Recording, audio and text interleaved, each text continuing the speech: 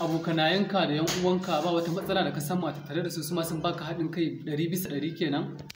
To gaskiya bangaren abokai zuwa yan uwa haka babu wata matsala da na samu, domin matsalar da zan ce na samu sai dai bangaren abokai. Dan lokacin da abin na fara jin sha'awar har na fara aka ma dan fara saurare na, wasu suna ganin kamar abin ba zai taɓa yiwuwa ba, ko kuma koda na yi ma ba inda zan je. So duk irin waɗannan maganganun na ji su kawai, to amma mai gidana Usman Mahus duk ya dada ƙara min ƙarfin gwiwa wajen in toshe kunne na kaza gaskiya ya wannan su ne dai kawai abin da zan iya cewa game da wannan lamarin bare da gaske. Kamar lokacin da ka fara waka zuwa yanzu, wanne irin abu ne ka taɓa fuskanta a cikin wannan masana'anta wanda idan ka tuna shi kake jin baƙin ciki a rayuwarka? Yau wato da ka fara waƙan ka zuwa yanzu, wanne irin abu ne ka taɓa haɗuwa da shi na alkhairi wanda in ka tuna zaka ji daɗi a ranka, sannan kuma wani abu ka taɓa haɗuwa da shi na shari wanda zaka ji babu daɗi, kana tuna abin zaka ji babu daɗi a ranka a wannan lokacin da ka fara zuwa yanzu, me ka taɓa fuskanta a ciki? To gaskiya na taɓa zuntar kaina a yanayi na rashin jin daɗi, ko kuma in ce daman in dai har kana yin wani abu dole za ka tsinci kanka irin waɗannan abubuwa. Magana ta gaskiya akwai yanayi da na tsinci kaina wanda gaskiya a lokacin na ji ba daɗi, ko kuma in ce a duk lokacin da kake wani yanayi, ko kuma in ce duk wata harka da za ta shigo maka dole za ka yi tsintar kanka cikin irin waɗannan yanayi.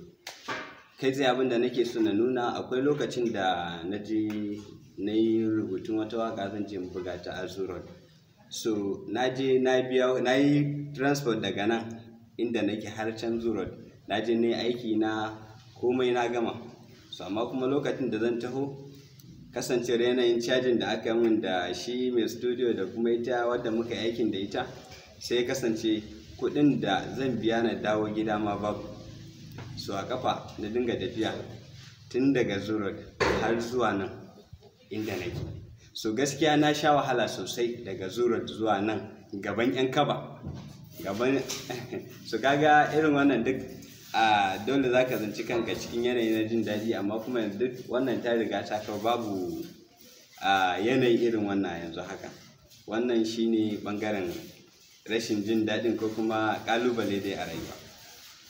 To bangaren kuma jin daɗi ko kuma ce samun alkhairai ta wannan bangaren sana'a tawa, gaskiya babu abin da zan ce da Allah sai dai godiya, domin ya bani masoya 100%. Kasancewar abin farin ciki ne kana yin wani abu, duk wanda ya saurare ka ko kuma ya ganka a tafe zai tsaya ku gaisa da shi, ya nuna jin daɗin irin harkokinka da mutuntawa da girmamawa. Wannan ba ƙaramin abu bane ba. Sannan akwai lokacin da na taɓa samun matsala a hannuna, wato kamar irin ƙashi ne ya goce a gwiwa na. Dalilin harkan waka na sami gudunmawa 100%, don a takaice sai da aka yi mu operation a hannuna. So mutane da yawa sun bani gudunmawa 100%, wanda kuma wasu duk ba su sani ba sai ta harkan waka. Kaga wannan abu ne wanda za a sa shi a layi na alkhairai, saboda haka gaskiya babu abin da zan ce sai dai godiya. Wannan shi ne. Yawwa, da ka fara wakar ka zuwa yanzu, akwai wani da